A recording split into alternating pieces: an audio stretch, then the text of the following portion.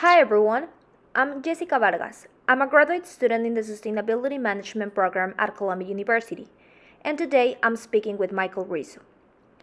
I virtually met Michael at the Nature of Cities Festival, where he participated in a conversation about environmental improvement for pollinators in urban spaces. Michael works as a program specialist with the Office of International Programs of the U.S. Forest Service, where he designs and coordinates outreach, education, and capacity building projects with community level partners. Much of this work involves the encouragement of broader participation in conservation programming through targeted training, especially as it relates to the habitat of migratory species such as monarch butterflies and birds. And today I will be speaking with Michael about his career and some of his perceptions about urban ecology. So, thank you so much for speaking with me today, Mike. To start off, I would like to know what first piqued your interest in urban ecology or how is it you started working in the US Forest Service? So urban ecology, I could say I grew up in the city. I'm from Chicago. So I relate to a lot of the children and the families because I grew up there. And yes, we had city parks, but I also played by freight train, railroad tracks, and that sort of thing. We did, we found fun wherever we were as a child. As a U.S. Forest Service, I started in the Forest Service. I actually started as a forest archaeologist doing the analysis on my old unit, but I was the only bilingual staff member. And so I would also be sent up to the city into in Chicago to do outreach in many of the communities where I grew up. I knew. And so slowly along the way, what happens in the Forest Service, you're allowed to do a number of different things. So besides archaeology, I was also on the recreations and trail team. We did wildland firefighting, ecology, outreach, education, everything. And so while I was doing working in Chicago, one of the primary tools I used in outreach in the Mexican American community was the monarch butterfly, due to its cultural symbolism and the migration routes between Mexico and the U.S. And what it worked for me is a conversation starter. And that to me is the key to starting conversation to engaging families is starting that conversation. Is not arriving and talking about ecology and sustainability. It's what's the conversation? How do we start it? And how do we relate these topics to you as an individual or to your family? Why is it important? So that's a little bit how I started. Thank you for sharing that. Yeah, actually, at our urban ecology class at Columbia, we do this thing that we call the urban plan of the week. Okay. So that way we learn a little about spontaneous urban species. And a couple of weeks ago, the urban plan of the week was milkweed. Can Yes. you talk a little bit more about your work with this plant and its relationship with the monarch butterfly? Okay, so where I used to work at in the Forest Service was actually a prairie ecosystem, a grassland. So it was called Medewan National Tallgrass Prairie, 50 miles southwest of Chicago. And so being a prairie, yes, there's a lot of trees out there in savanna and some of the woodlands that are more like islands in the prairie. But we were heavily focused on wildflowers and forbs, plants for bird species, insects, pollinators, including monarchs. So milkweed is the host plant, and where I'm at, maybe 5 to 10 different varieties in Illinois that we work with. Primarily three is the ones that we use, which is common milkweed, swamp milkweed, butterfly milkweed. So how it works, the monarch butterfly lays its eggs, the egg hatches after a few days, and then the caterpillar nourishes itself on milkweed, eating leaves. And they'll, as they get larger, they'll eat that whole plant really. And then there's some toxins in their in the sap of the milkweed that make them poisonous for birds, so they're not eating by predators. So what happens? How does this work? I work in the international office of the Forest Service, so I'm thinking along the flyway between the three countries, Mexico, U.S., and Canada. In Mexico, there is some milkweed, not a lot. The monarchs migrate. The eastern flyway monarchs come looking for milkweed. It starts in northern Mexico into the United States, into Canada. So for our part in this, it's important to plant milkweed so we could provide plants for reproduction of monarchs. With agriculture and the large scale agriculture in the Midwestern United States, there's less milkweed than in the old days. But the cities also have a role to play. For example, in Chicago, the monarchs migrate. And this is why we work with monarchs in Chicago. We're on the migratory flyway. The monarchs fly around the lake.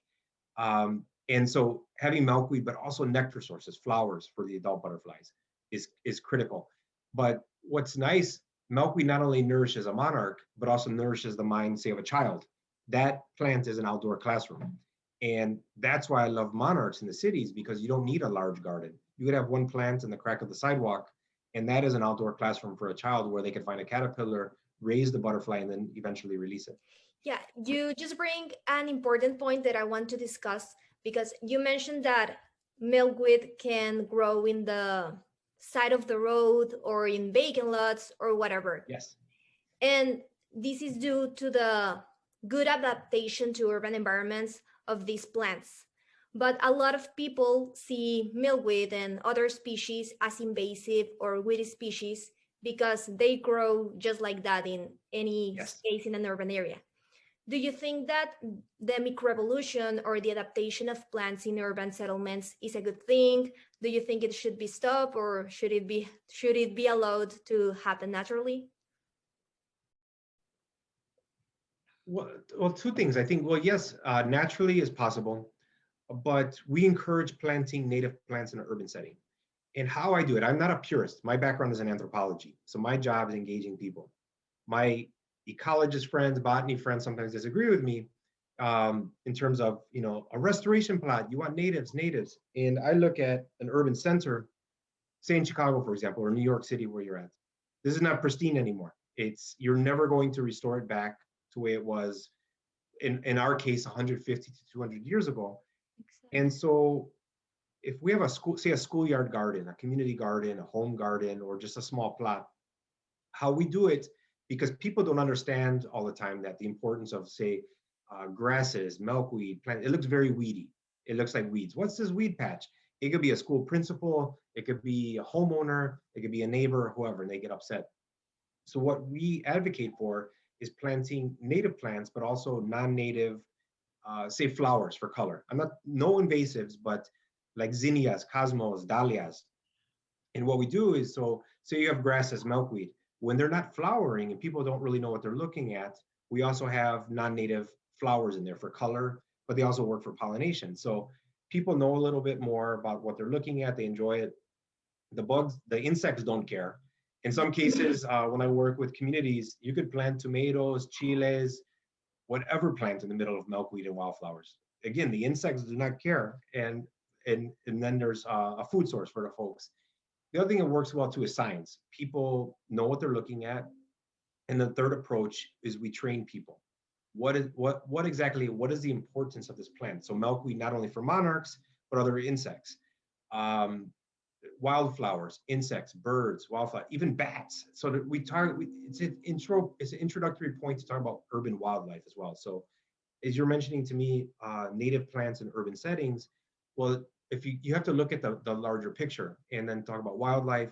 And again, as I talk about, they're conversation starters. I use those topics then to start talking about air quality, water, environmental justice. So I look at this as, it's just all of these are connected, and they're all tools to just start the conversation and then continue it.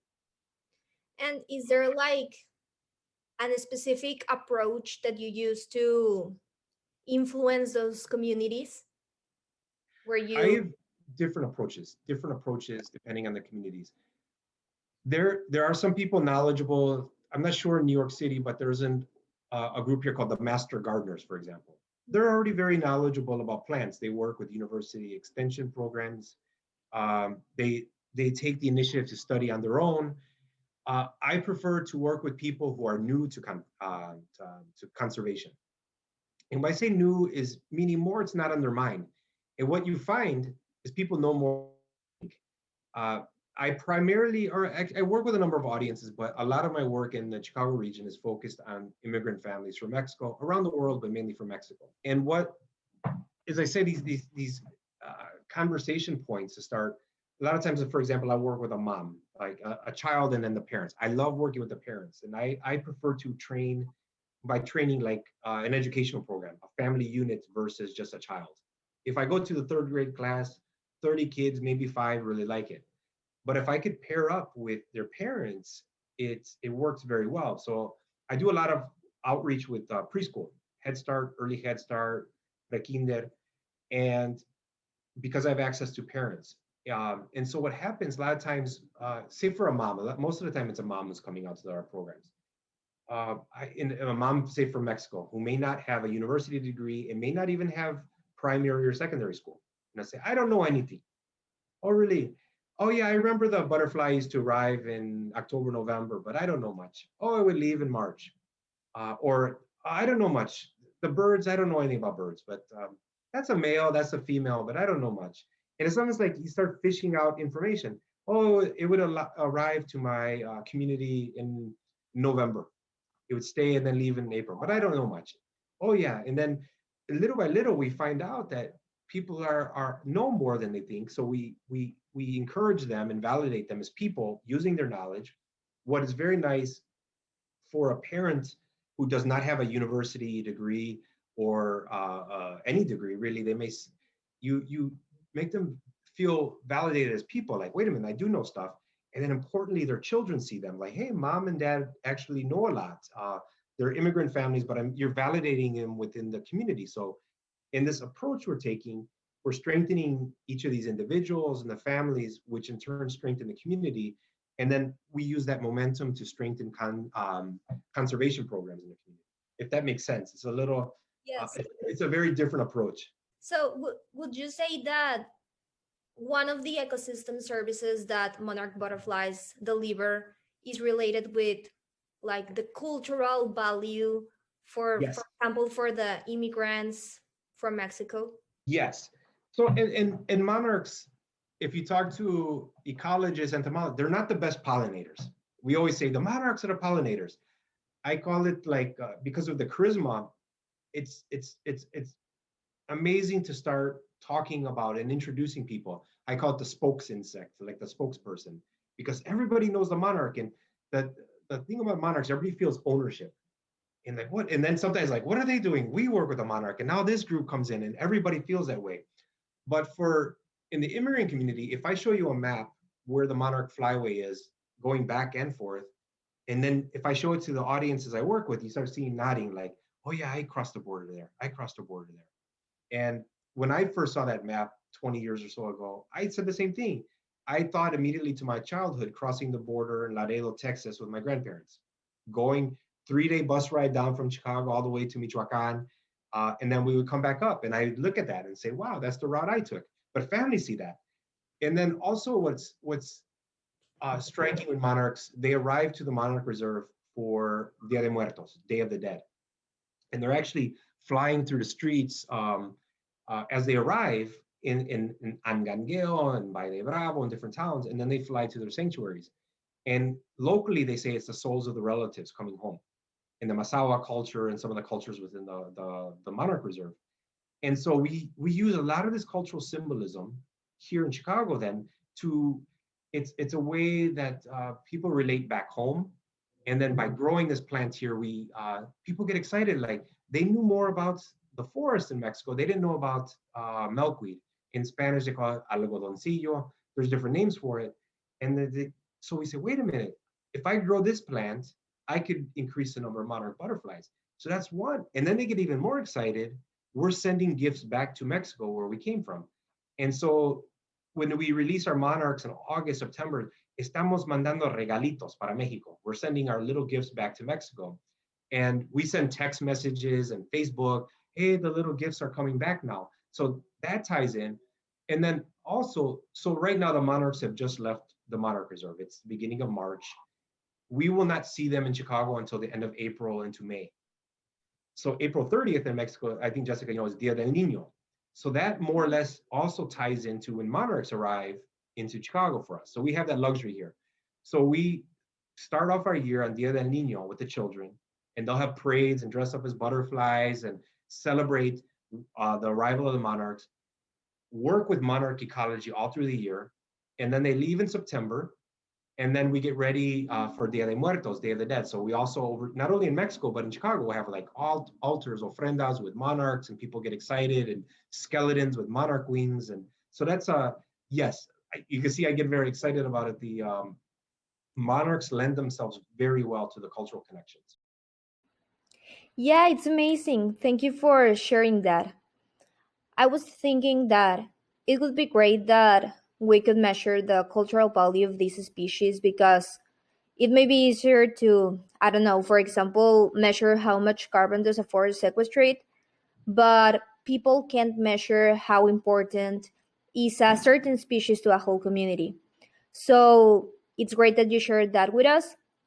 And Michael, just to wrap this up, I would like to know if you have any advice for all the people who want to work in something similar than you or get a job similar than yours, or simply for any person that would like to replicate conservation programs in their local community.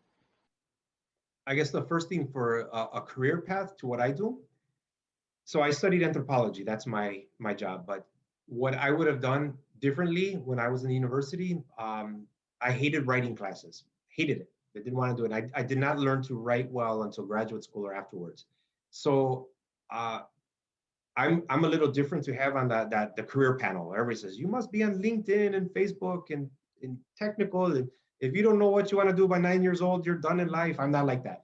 My thing I always tell university students is to relax, take a breath, but to take a writing class, take a communications class, and then take another writing class, and then use those skills in those communication and writing classes as you progress through your more technical courses. If you're going into ecology, and the reason why I bring that up is if you cannot communicate about your work, you got to be brilliant and you could be published in the journals. But if you cannot communicate with your work to the public, to your colleagues, I think it holds you back. And I see this in the Forest Service a lot. I would get questions, why do you get to go to Mexico to chase butterflies with the Forest Service?